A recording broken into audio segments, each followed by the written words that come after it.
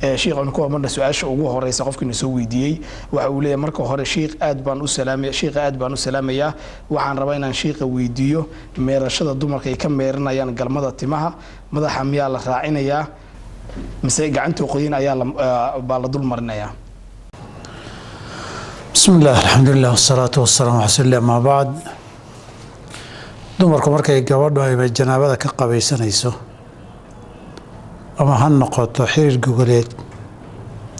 ama han noqoto biyihii shahwada si kale u yimid jirkoo dhan way dhaqaysaa jirkoo dhanna biyahay wada gaarsiinaysaa gacan inta la qooyo la kormariyo ama la masaxaya ay ma jirto laakiin madaxeeda iyo timaheedu haddii ay daban yihiin waajib kuma aha inay furfurto oo biyuhu inta ay ka gaaraan korka un bay kaga shubaysaa madaxa laakiin furfuritaanku qasab maaha nabigana calayhi salaatu wasalaam marka ay weydiisay ummu salama markaan janaabada ka qabaysanayo madaxayga ma furfurayaa wuxuu ku yidhi maya sidaas darteed biyaha inay jirka wada gaarsiiso tani madaxa ku shubta wey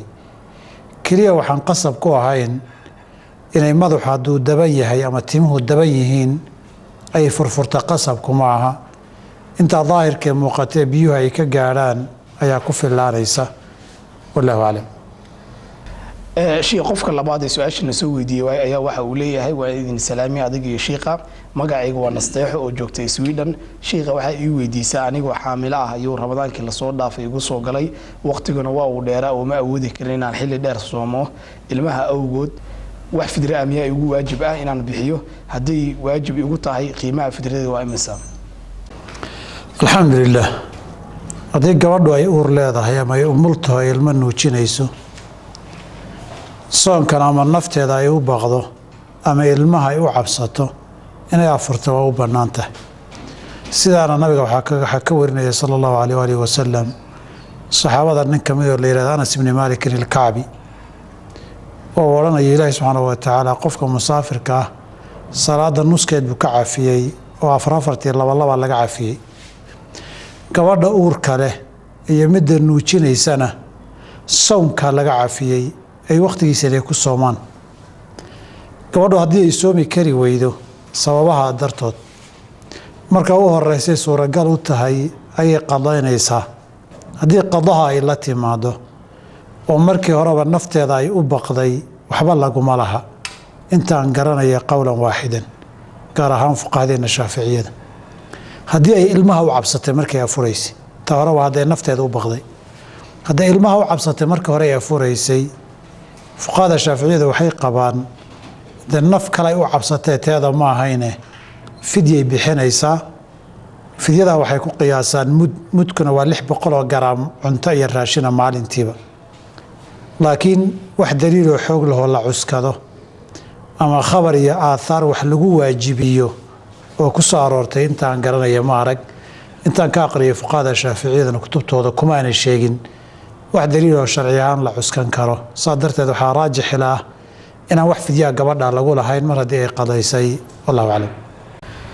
sheekh qof kale ayaa waxa uu leeyahay muddo ku dhawaad 6 sano laga joogo ayaan waxaan aabahay ka xadi jiray lacag yar oo aan wax ku qabsado mana xaqiijin karo inaan qaangaar ahaa xilligaas hadda aabahay wuu geeriyooday anigoo u sheegay inaan lacag ka xadi jiray marka sheekhu waa aakhira miyaa la haysta oo xaraan miyay ugu tahay lacagtaas haddii la igu leeyahay sidee iska gudi karaa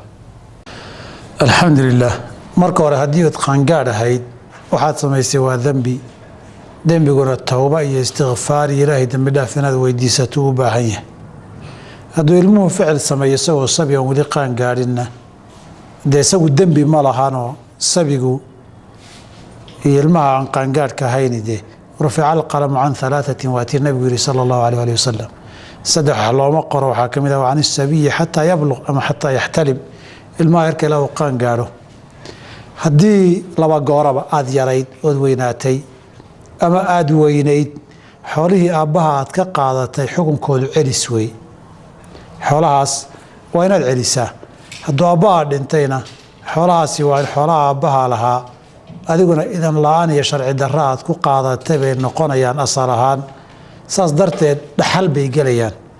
wixii qaybta ama qistiga ama nisbada kaaga soo aaday dhaxalka maahane inta kale dadkii dhaxalka kula lahaa ayaad u celinaysaa intaasoo dhan marka aan leenahay waa haddii waxa aad ka qaadanaysay oo xaq nafaqa iyo biil iyo waajibaad u lahayd oo aabbaha kaaga bakhaylay hadduusan ahayn waay haddaa xaqaad u lahayd laakiin aabbaha uu kaga gacan adeygay waxbana celis laguma laha waxbana dembi ma aha hindi bintu cutba marka nabigu usoo dacwootay sala allahu alayh alih wasalam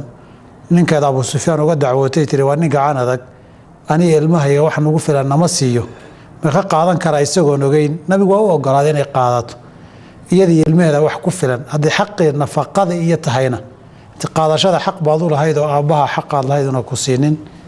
abayaguna arrintaa iska ilaaliyaan laakiin wax dheeraad iyo wixii dhalinyaranimo haddii ay tahay xoolaha waa celis dhaxal bayna gelayaan wixii qaybta kaaga soo aadaan ahaynna dadkii dhaxalka kula lahaabaa iska leh wabilaahi towfiiq qof kale ayuu wuxuu soo weydiinayaa wuxuu leeyahay waxaan ahay qof xaasle ah marka ma rabo inay ii imaadaan wax qaraabo ah inta aan ka ahayn dadka aan salaada iga jabin oo diinta sheegtay oo ah waalid iyo walaal alxamdulilah dadka qaraabadiihii guud ahaan xidhiidhin bay mudan yihiin laakiin xidhiidhinta qaraabadii isa ziyaaradu in la mamnuucana sax maaha raximka iyo qaraabtinimona rabbi baa ka ballan qaaday subxaana ciddii xiriirisa inuu xiriiriyo ciddii goysana uu gooyo qur-aankuna marar badan wuxuu tilmaamay qaraabadoo la gooyaay inayna ficil iyo dhaqan muslim ahayn fahal casaytum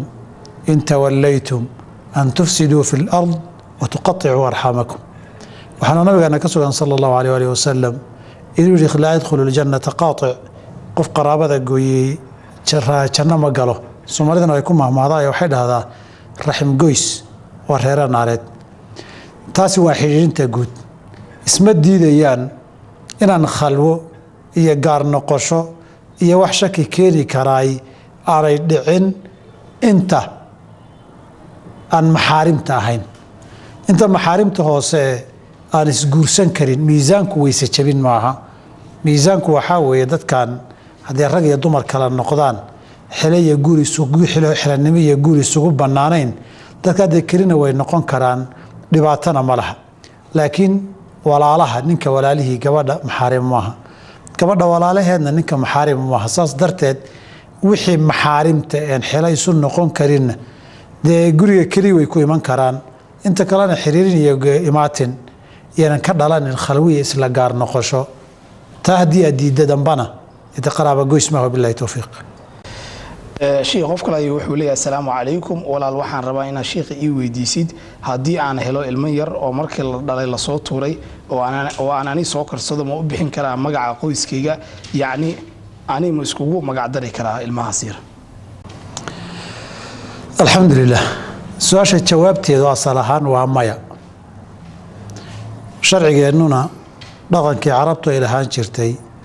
haddana dunida ka jira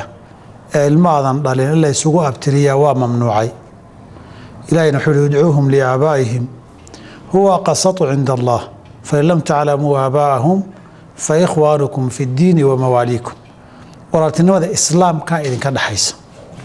saas darteed ilmaha sidaasa adi magacaaga iyo qoyskaaga ma siin kartid waayo haddaad siiso isagu markuu weynaadana in reerku dhalay buu moodayaa amaba dadkii kala moodaya reerku inay dhaleen waxaa ka dhalanaya dadaan maxram isu ahayn dadaan isdhaxal lahayn iyo masaa'il badan iyo axkaam badan baa ka dhalanaya laakiin waxaa jirta masalo kaleo nawaasisha ama masaa'ilka xilligan cusub ah oo masaladan la xiriira ilmaha meel laga soo helo ama ilmaha sharci darrada ku dhashay waladuzinaha ah waxaan idhi waladuzinahana kii xaaraanta ku dhalay sharcan looguma abtirin karo haddaba su-aal baa taalla maalmahan waayahan dambe aada u soo noqnoqota su-aashaasoo odhanaysa caalamka iyo duruufta nolosha dunidu qof kastaba waa inuu dokumenti yeeshaayoo la diiwaan geliyaa ilmaha haddii hala diiwaan geliye la yidhaahdo oo hadhow dhalasho iyo iskuul laga diiwaangeliye iyo meel la geeyo la rabo hal magac keliya lama aqbalayo duruufta dunidana meelo badan hadda waxay maraysaa ilmo aan diiwaan lahayn ma jira waddanka kamaba jiraba hal magacna lagaa yeeli maayo haddaynu niraano ilmihii aad meel cidlaha ka soo heshay magacaaga ma siin kartid hal magacna aan lagaa yeelaynin ama ilmihii xaaraanta ku dhashay dee magac aabbihii xaaraanta ku dhalay lama siin karo gabadha sidaa ku dhashay reerkoodana laguma abtirin karo haddaan niraano dee diiwaangelintii hal magac lama yeelayo maxaa la samaynayaa waa masalo duruufteedu hadda ay soo korodhay waayo waagayda duurka la iska joogay hebel baa la iska dhihi jiray hebelkaa unbuuna iskaga meelmari jiray isaga noolaan jiray isaga caanamaali karayay masaladan culimmadu ijtihaadaad badan bay leeyihiin fataawana way leeyihiin marka la soo ururiyo waxay leeyihiin magaca isaga aad u bixinayso qofka ilmaha soo helay ama hooyada sharci darrada ku dhashay baa xaq u leh magaciisa shakhsiga isaga loo bixinayo haddii xasan la dhihi haddii ibraahim la dhihi haddii maxamed la dhihi haddii xuseen la odhanayo okay magacii koobaad waa kaas ka labaad iyo ka saddexaadna ilaa saddex magac baa ugu yaraan loo baahan yahay ka labaad iyo ka saddexaad sida igula dhoweydintii aqwaasha culimmada naqriya raxmatullaahi calayhim si taxdiir maxduurka sharciga ee ilmo laga dhigtayna looga badbaado isagana documentationkii iyo diiwaangelintii loogu hela magac labaad iyo saddexaad oo daruuri lagama maarmaan u noqday laba magac oo addoonnimo ilaahay tilmaamaya baa lagu lamaanaynayaa haddii maalan xasan loo bixiyo cabdullaahi cabdiraxmaan cabdilcasiis cabdulfataax cabdilxaliim cabdulkariim magacyada cabdi hebel la yidhaahday ilaahay addoon looga dhigayo baa loogu darayaa waayo xaqiiqadu addoon ilaahay wey kii dhalay haddaan la garanaynin sii wad soo wad sii jiid soo jiid waxaa xaqiiqo oo runa inuu addoon ilaahay isagoo qiryaaya ma qirinaaba arrintaas saa in la yiraahday labadaba waa loo daliishan karaa mid weeye cabdullaahi marka aad leedahay marna magac baa looga jeedaa marna sifa iyo tilmaan addoon ilaahay baa looga jeedaa nabi ciise calayhi salaam isagoo ciise la yidhaahdo markay qowmkiisu hooyadii la yaabeen muxuu yidhi qaala innii cabdullaahi aataaniya alkitaab addoon ilaahay baana marka cabdullaahi qofka haddii la yidhaahdo magac calam ama shakhsiga in loo bixiyey maaha waa midda koowaad midda labaad culimmada waxaa laga hayaa aathaar markay daruuradu timaado magacyada saas oo kaleeta in la samayn karo tarjamada alimaam sufyaan ibn saciid ibn masruuq athawri markuu abu nucaym fi xilyat alawliyaa u tarjamaynayey ama dahabi fii siyar aclaami nubala ku sheegaya tarjamadiisa qisay ku sheegeen xilligii mahdi dowlad cabaasiyiintii baa dowladu raadinaysay isna carar iyo baxsad buu ahaa yaman buu cararkii ku galay gobolada barasaabyadii ama guddoomiyaashii gobolee joogay oo dhanna wareegtaan la gaadhsiiye laleeyahay ninkaas xayan ow mayitan waa in la kena isagoo nool ameyda wuu ka sheekaynayayoo wuxuu ka sheekeeyey sufyaan ibn thawri wax qabsaday wuxuu yidhi raalli haw faysal su-aasha aada muhiimad u leh inay ugu dheeraato waa laga yaabaa wuxuu yidhi masaajidoodaan iska seexan jiray meelaha tuulooyinkaan iska joogi jiray maalinkii dambe masaajid alaab laga xaday anigoon la aqoon baa la soo qabtay dhab oo ninkan axaday baa la yidhi ninkii guddoomiyaha baa loo keeno maxkamadaa la keenay isna waraaq waxaa la taala ninka sufyaana soo qabo markaasuu yiri buu magacaa waxaan yidhi cabdullaahi cabdiraxmaan cabdullaahi cabdiraxmaan markaasuu wuxuu yidhi alaabtan maxaad u xaday waxaan yidhi buu ma xadinan alaabtooda iyagiibu wuxuu yidhi buu yidhi intuu ifiiriyey buu dadkii wuxuu yidhi naga bax waan waraysane markaasuu yidhi ilaah baan kugu dhaariye magacaaga runta ii sheeg markaas waxaa yidhi sufyaan ibni saciid ibni masruuq baa la yidhahdaa thawri ma adigaa buui markaasuu yidhi haa ninka la raadinaya ma adigaa haa markaasuu wuxuu yidhi buu yidhi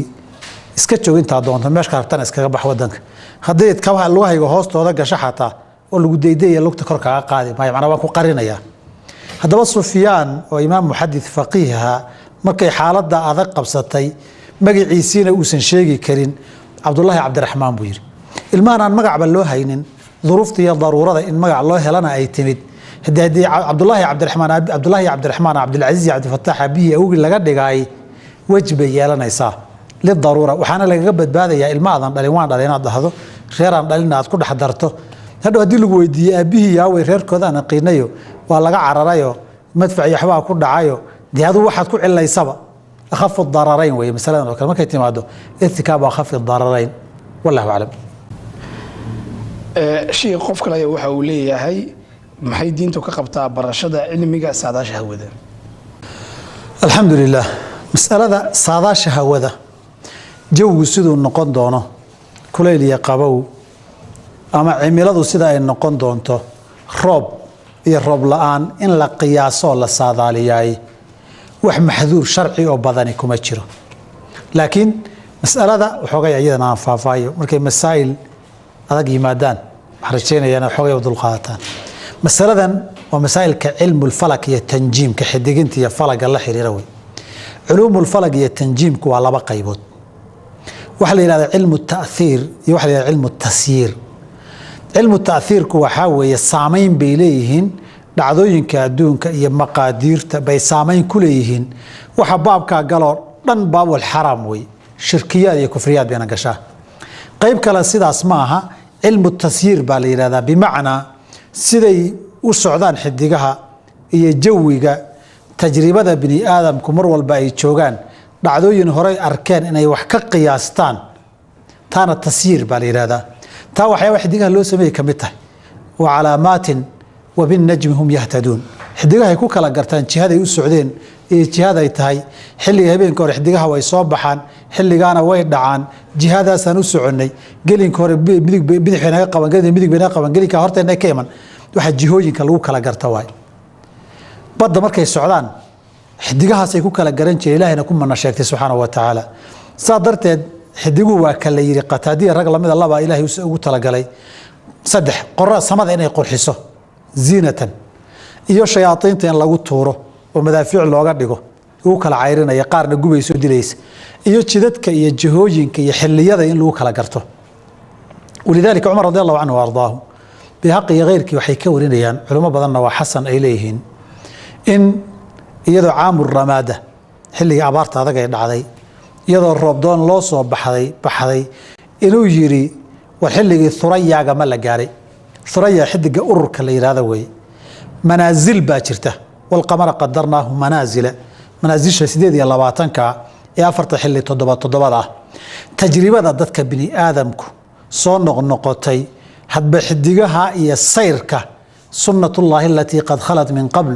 walan tajida li sunnatillahi tabdiilan bay kamid yihiino haddii sayrka tajribadii saasaan arki jiray iyadaa wax samaynaynan ahayn laakiin saasaa la fili karaa saasay dhici kartaa iyo ay tamaado waa la saadaalin karaa jawiga iyo cimilada iyo saadaashuna baabkan tasyiirkay ka mid tahay walidaalika dhowr mawduuc baan ku wareejiyey intaa waxay ka badan qofka taalibul cilmiga risaalada doctorada ee at-tanjiim wal munajimuuna fasal dheer iyo baxthi dheer buu ka qoray waxaa labaad ninka la yiraahdo ninkii sheekh ayagii wiilna walbaan ku ogaa Allah xifdiyo Sheekh Abdullah ibn Muhammad al-Ghunayman oo marjic xilliga annagu taalib ardayda jaamacadda Madiina aan ahayn marjic aqeedadaha كتاب البخاري كتاب التوحيد صحيح يسا مركو شرحيي isaga laftiisa wuxuu kaga hadlayaa juska hore mas'aladaasi tanjiimka xaraamta inaynan ahayno saadaalay tahay laakiin intaas oo dhan shardi baa ku xiran dadka wariyaasha iyo dadka programka diyaarinay hal qadiyad inay ku tayiraahdaan way saasay dhici waa khalad waxaa la filayaa waxaa la qiyaasayaa waxaa lagu wadaa waxaana jecel oo ugu baraarujin lahayn wariyaashu inaynan ka tegin erayga saasay noqon haday dhahan insha Allah waayo marar badan ma intay saadaaliyaan bay si kala noqota kuwa badan waxaan garanayaa berri waa qoraxna dhahan markaan soo baxnay roob daadna qaaday waan garanayna marka qofka muslimka aqeedadiisu waxay keenaysaa berri wixii dhacaya xaqiiqadiisa Ilaahay baa markii ay yiraahdaan saasa la filaya saasa la qiyaasaya saasay noqon doontaa ama noqon kartaa insha Allah inay aadaabta islaamka ka muslimiin wariyaashu ilaaliyaan waa laga doonaa billahi tawfiiq شيء قف كلا waxa uu leeyahay haduu qof gaal ah uu dilo qof muslim ah isla markaana ka qaato xoolo kadibna uu soo islaamo maxaa laga yeelayaa dhiigii oo galay xoolihii uu qaatay ma qisaas ayaa lagu fulinayaa xoolihiina ma laga soo celinayaa waa qofka gaalka markuu islaamo kadib alxamdulillah maya dhiig iyo maaltuna lagu malaha nabigana alayhi salaatu wasalaam dagaalkii Uhud markay galeen ammu Hamza ibn Abd al-Muttalib yaa dilay وحشي بدلي وأضانها وهند بنت عتبية يوتين وبلان لو قاضي هدو حمزة دلين لحرين أيو وحشي واصو إسلامي مركا كدب نبي عليه السلام بتش على عنشر الوحشي هرتي سينو يستاجو oo xamse xasuusiyo laakiin nin muslim oo muslimiinta ka mid ahaa markii dambena jihaaday oo jihaad ku dhintay nabiga waxaa kaloo ka soo sallallahu alayhi wasallam inuu yiri ilaahay laba qof buu u qoslaa oo isdilay oo labaduba jannada galay mid baa muslim ahaa jihaad buu aaday mid gaal ah dilay kaasi jannu aaday kii gaalka ahaa soo islaamay isagana jihaadoo la dilay isna jannu galay labadoodii isdilay baadana jannada isugu tagay kan wax dilayay hore baa gaal ah markuu wax dilay kadib soo islaamay walidaalika dadkii reer Maka soo islaamay ee Uhud joogay ee Khandaq joogay ee intaasoo dhacdaa soo joogay cid dhig iyo maal loo qabsaday midna ma jiraan wabillahi tawfiiq daawada wali waxaan dhexda uga jirnaa barnaamijkii kulanka Shibili ee Somali Channel oo ah barnaamij toddobaadle ah oo in kaga yimaado studio labaad ee TV-ga Somali Channel oo ku leeyahay magaalada Nairobi qof alaali qofkii doonaya in sheekha uu su'aal soo weydiiyo wuxuu nagu soo hagaajin karaa ciwaankeena waa kulanka Shibili @somalichannel.tv iyo page-ka Facebook ku leenahay waa kulanka Shibili ee Somali Channel sheekh qof kale ayaa wuxuu leeyahay assalaamu calaykum magacaygu waa Milyuun waxaan deganahay Muqdisho waxaan sheekha weydiinayaa ninkayga ayaa isdagaalnay bashqad ayaan u diray wuxuu yiri hadaad bashqad dambe ii soo dirtid waad iga furan tahay anna waan u diray mar kale sheekh miyaan ka furanahay alxamdulillah ha naam talaaqani waa talaaqu sharti ku xidhan yahay talaaqan waa nooca la yiraahdo talaaqul muallaq talaaqa noocaas ee muallaq ee shartiga ku xiran jamhuur ahli ilmi waxay qabaan haddii shardiga la helo inuu dhacayo hadaba gabadha haddii lagu xiro shardi hadaad baxdiyo hadaad hadalka tiraadiyo hadaad saad yeeshiyo haddii ruuxaad waxa samaysiyo hadaad baqshad soo dirtay ka mid tahay talaaqu sharti buu ku xirnaa shartigii haddii la helayna qaacidadu waxa weeye labada talaazumeynka ee sharti iyo mashruudka ka dhaxeeyay mid haddii la kale inuu dhaco sadarteed talaaqadu shardi buu ku xirnaa shardigiina waa la helay talaaqi wuu dhacayaa وقول جمهور أهل العلم رحمة الله عليهم ساسان أنيق دليل يراجحان إلى الدو واسجرا قول كلو دي وذاتك قوا كوقل بحين دونا هدي الله كوافة بالله توفيق qofka kale waxa uu leeyahay sheekh assalaamu calaykum waxaan ku noolaa wadanka Holan walaal waxaan rabaa inaad sheekha ii weydiiso su'aashan ninkayga ma iga jabiyaa weysada ama salaada alxamdulillah mas'ala khilaafiya fuqaada shaafiiciya iyo dadka la midka ayaa waxay qabaan weysada inuu ka jabinayo maadaama laba ruux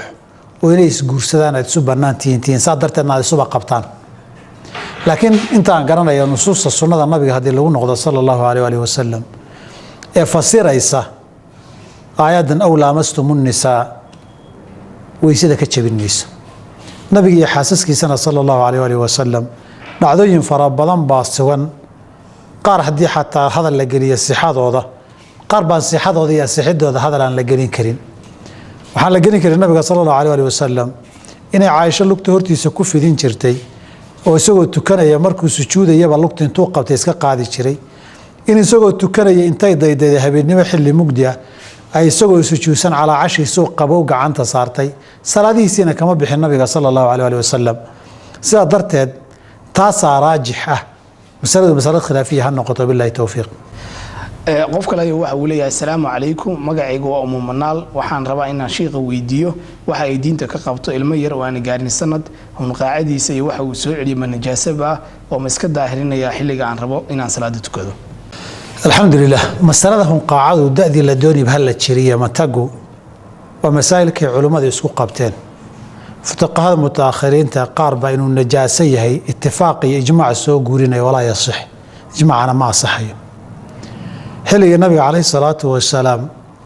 dadka muslimiintu hooyooyin iyo caruur iyo matag iyo diliq iyo waa la lahaa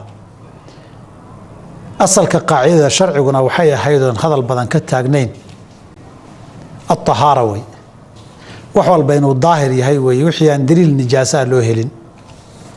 حلق النبي عليه الصلاة والسلام وضر تقانا المير ولا نوچينيو أما عانا يحبل سينيو دلق بدندي سيا منطق بدندي سوا تقان كادي دوا لغا hadlay laakiin meel la kuma aan arag intii ilmo mantigaysa ama diliqoodii hal iska dhaqiya waa najaaso meel lana sunnada kaga maan arag shaygu haduu asalkii tahaara ahaa marka labaadna uu yahay nooca la yiraahdo ma tacumu bihi albalwa wax in badan dhaco aad u soo noqnoqda marka saddexaadna wax la soo guuriyay oo nas iyo kitaab iyo sunna oo asalkii jabinaya uusan jirin asalku baqaa tahaarati way wasakhnimo iyo iska nadiifin iyo urta iyo baab kala waay oo xaakadii diifkii iyaba waa la iska nadiifiyaa oo qofku wasakhdaasi ma fiicna laakiin maca daalika nijaaso maaha waxa ugu muhiimsanay fuqahada inta badan ee tiri waa najaaso daliishadeen baa wuxuu yahay wixii caloosha gala ee soo laabta waxaa weeye waa nijaaso yidhaahdeen qaarkoodna waxay ku dareen hadduu mutagayir yahay oo isbedelo ayib qaacidada saasay bixinayaan lafteeda maxaa u daliila way su-aashu qaacidada lafteedaan daliil lahayn qaacidada lafteedu daliil la cuskada ma laha xaakadii maskaxda ka soo baxday waxay yidhaahdeen nijaaso maaha iyo diifkii xaakadii ka soo baxday ee qofku uu xaakoodayna oo hoos ka soo baxdayna iyadana waxay dhaheen nijaaso maaha saas darteed mutaridna maaha mar kasta iyada lafteeduna qaaciide daliil ictibaariye oo loo cuskada inta aniga garanayo maaha mar hadday sidaas tahay laba arrimood baan kusoo gabagabayn lahaa wax daliilahoo cad iyo xujo la taaban karo asalkii tahaarada looga guuro oo lagu nijaasay ani garan maayo laakiin masalada culimo badan maadaama ay qabaan waajib weya dhihi maayo laakiin waxaa wanaagsan inaad iska dhaqdo oo qaacidadii ahayd alkhuruuju min alkhilaafi mustaxabun khilaafkaba in laga fogaado way wanaagsan tahay billahi towfiiq qof kale ayaa waxa uu leeyahay asalaamu calaykum walaal waan idin salaamay shiikha iyo dhammaan bahda Soomaali Channel walaal waxaan doonayaa inaad ii weydiiso shiikha waxaan u shaqeeyaa wiil yar oo abtigay uu dhalay wuxuu jiraa hadda 17 waa wiil curyaan ah maskaxdiisana way maqan tahay waxna ma qabsan karo wiilka ma ka bedeli karaa xafaayada mase u qaban karaa alxamdulilah haddii qofku sida aad sheegtay yahay marka hore waxaa la eegayaa cid raga oo kaa xigsata ma la helayaa haddii la heli karayo cid raga oo u qabaysa xafaayadana ka bedesha qofka aan mukallafka ahayn kaasaa mudnaanta leh midkaasaa cawraadka inaad taalacato ood cawraadkiisa aragto taasaa ka habboon haddii la waayo cid hawshaa qaban karta ama hawshaa samayn karta addaruuraatu tubiixu lmaxduuraat daruurada muxaramaadkay bannaysaa intaa la sameeyaay xukmu sibyaan baa la siinaya billahi towfiiq daawada lu waxa dhexda ugu jirnaa barnaamijka kulanka Shibil iyo Soomaali Channel oo ah barnaamij toddobaadle ah oo in kaga yimaado studio labaad ee TV-ga Soomaali Channel oo ku leeyahay magaalada Nairobi qof allaaliyo qofkii doonaya inuu sheekhu su'aalo uu soo weydiiyo wuxuu nagu soo hagaaji karaa ciwaankeena waa kulanka Shibil at Soomaali Channel.tv ama page-ka aan ku leenahay Facebook oo ah kulanka Shibil iyo Soomaali Channel sheekh qof kale ayaa wuxuu leeyahay maxay diinta ka qabtaa inaan isticmaalo kareenka aan kiimikada lahayn alxamdulilah masaladu kiimika uu leeyahay ma laha wax taahiir iyo saameyn weyn ma laha xukunka sharciga intaan garanayo laba arrimood baa saameyn leh maadadan kareemku ka samaysan yahay maadan nijaaso ama ku jirta wax khinsiir iyo doofaar iyo ka yimid ma ku jira oo nijaaseeya wuu taxriiminaya xaraam buu noqonaya markaas hadday jirto sababta labadeed saameynaysa kareemkani faa'iidaa loo marsanaya laakiin darar iyo dhib caafimaad ma leeyahay hadduu dhib caafimaad leeyahayna laa darara walaa diraara weeyo waxaa dhibka caafimaad leh lama ogola inaad ag marto labadaa haddii uunan ahayn asalka kareemku waa la marsan karaa wax dhibaato ahna mana billahi towfiiq qof kale ayaa waxa uu leeyahay sheekh assalaamu calaykum magacaygu waa Muno waxaan joogaa Norway sheekh waxaad ii weydiisaa waxaa jirta gabar aynu nahay deris oo gaalo ah waxaan isla dhiganaa iskuulka marka sheekhow waxaan isla dhiganaa iskuul marka sheekhow miyaan u tegi karaa gabadhaas si aan wax u wada akhrisano ma lala noqon karaa saaxiib anagoo laba diin kala haysana alxamdulilah dadku inay shaqo dhex marto ama kala faa'iidaysi waxbarasho xuduudda bannaan dhex martay dhibaato ma laha ragguna waxbaa kala faa'iidaysan karaa haweenkuna waxbaa kala faa'iidaysan karaan hadday rag iyo haween kale yihiin bay dhib noqon lahaydoo ajnabigii iyo khalwadii iyo axkaamteedu ay iman lahayd laakiin iyadoo gaalo ah ood laba kala diin tihiin haddii wax dembi ah iyo xumaata aan la samaynaynin intaas saa'ilka iyo gabadhu ay weydiinaysaay intaa dhibaato ma laha saaxiib ma lala noqon karaa dee saaxiibkaa noocyo badana saaxiib kaliya laaba oo qalbiga ka jeceshahay asalku maaha oo laa tattakhiduu bitaanata min duunikum laa yaaluunakum khabaalan bay iska soo wada gelayaan. laakiin saaxiib macaamilo ah ama darisa ama dan iyo duruuf ka dhaxayso oo ama ka haasawa ama ka sheekaysta wax isaga taraay dhibaato maloodee dariska iyo cidda wax idinka dhaxaysa ixsaan isu falku baabkeedu baab furan waaye. ilaahina wuxuu yidhi laa yanhaakum allaahu can aladiina lam yuqaatiluukum fi ddiini walam yukhrijuukum min diyaarikum an tabaruuhum watuqsituu ilayhim. ixsaan iyo cadaalad u samaysaan ilaah idinma diidin haddayna diinna idinkula dagaalamin dadka dalkiinni iyo guryihiinniina aan idinka qaxinin. hadda adigaa gurigooda ugu tegay sida muuqata gabadhu meesha joogtay sheegayso. marka xuduuddaa dhibaato ma leh. laakiin waxaan talo ugu dari lahaa saaxiibtinimada aad la tahay niyo ajir si aad uga hesho inaad uga faa'iidaysato kuna dar ficil bal diinta inaad gaarsiiso iimaanka iyo tawxiidkan aad ugu yeedho. wabilaahi towfiiq. sheekh qof kale waxa uu leeyahay ma bannaan tahay anigoo deen liigu leeyahay inaan wax sadaqaysto? alxamdulilah. dee asalaan qofku hantida iyo maalka u leeyahay sadaqa hadduu la baxa way ka asaxaysaa. mararka qaarkoodna inay ka fursan weydaaba dhici karta. laakiin mar walba waxaa awla oo habboon waajibaadka xuquuqda aadamaha ee waajibka kuwa inaad gudato ayaa marka hore habboon. mudnaanta koowaad waxaa leh maalka kaa baxaya xuquuqda dimadaada iyo qoortaada saaran ee lagugu leeyahay ee aakharana lagu weydiinaya dadna kugu mutaalabaynayaan taasaa horraysiinta iyo mudnaanta mudan. laakiin sadaqa kale haddaad la baxdo oo deyn lagugu leeyahayna qof haddaad jaa-isu tasaruf oo maalkiisa ku tasarufi kara tahay sadaqadaada way asaxaysaa. wabillahi towfiiq. sheekh waxaan soo gaarnay gabagabadii barnaamijka. waxaan rabnaa labada su-aalood ugu dambeysay markaan inaan kuu soo gudbiyo. qof ayaa wuxuu leeyahay assalaamu calaykum sheekh, waxaan weydiinayaa qofka haddii uu safar u aado wadan kale intee maalmood ama bilood ayuu salaadaha soo gabagabayn karaa? waqtiga xadidan ma leedahay soo gaabinta salaadaha? meeqa kilomitir ayay ka bilaamaysaa safarka? alxamdulilah. waa laba su-aalood. su-aalna muddada uu qofku musaafir ahaan kara wey ee gaabin kara salaadaha. su-aalna masaafada ama intee in la-eg safarka ah baa noqon kara weeye safarka lagu gaabinayo. su-aasha hore muddo intee lag buu gaabin karaa qofku laba nooc wey. marka aad safar tahay inaad meel joogto oo dankaaga xiran tahay ood muddo meel ku nagaato 4 beri iyo ka badan, iyo qof socda oo maalinba meel u galbanayo maalinba meel maraya tahay. labada mid bay noqonaysaa. haddaad qof maalinba meel u galbanayo maalin laba meel joogayo ka soconayo xataa dhowrka beri uu jooga maanta berri xaalkiisu ay tahay aad tahay dee muddo ay kugu qaadataba sanad bahan noqoto hadday rabtee waad gaabin kartaa. hadduu yahay qof meel joogaya waa safar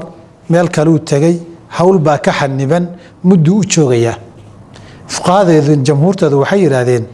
3 maalmood ka badan hadduu nagaanayo meesha ku nagaanayo salaada wuu dheeraynayaa.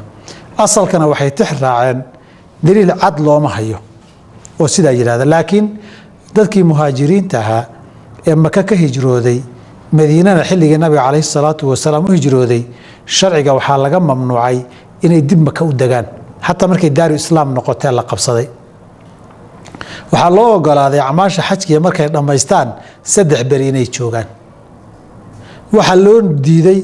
waa iqaamo iyo degitaan iyo nagaadi wey. waxaa loo ogolaaday acmaasha xajka markay dhammaystaan 3 beri wixii ka dambeeya waa la diiday. waxay yidhahdeen waxaa loogu diiday haddaba deganaansho iyo nagaadi bay isu bedelaysaa. halsaa darteed waxay dhaheen zamanka iyo muddada faariqa kala saaraya uu degan yahay iyo waa musaafir waa 4 beri bay yidhahdeen oo ku talagal loo joogayo. halkaasay ka raadiyeen. nabigana waxaa ka sugan si sidaa ka duwan. nabigana waxaa ka sugan 20 beri 18 beri riwaayadda qaarkoodna bil bay yidhaahdaan. ma xoogay dhinaaba iska dhammaystireen ruwaadu mise bil bay ahayd. Tabuk markuu tegay nabigeena calayhi salaatu wasalaam mudduu deganaa bil ama bil ku dhowaada. muddada uu meesha deganaa salaada wuu gaabinayay marna waa jamcinayay musaafir buuna ahaa. saa darteed makana waa kii ghaswatulfatxigii tegey inta salaada waa gaabinayay. wamaca daalika sida ay tahay haddana 12 beri ilaa 18 beri bay ruwaadda iyo riwaayaadku sheegaan. saas darteed inta uu qofku musaafirka yahay daahirka axaadiistaas uu gaabin karaa aysan deegaan rasmiya niyoonin.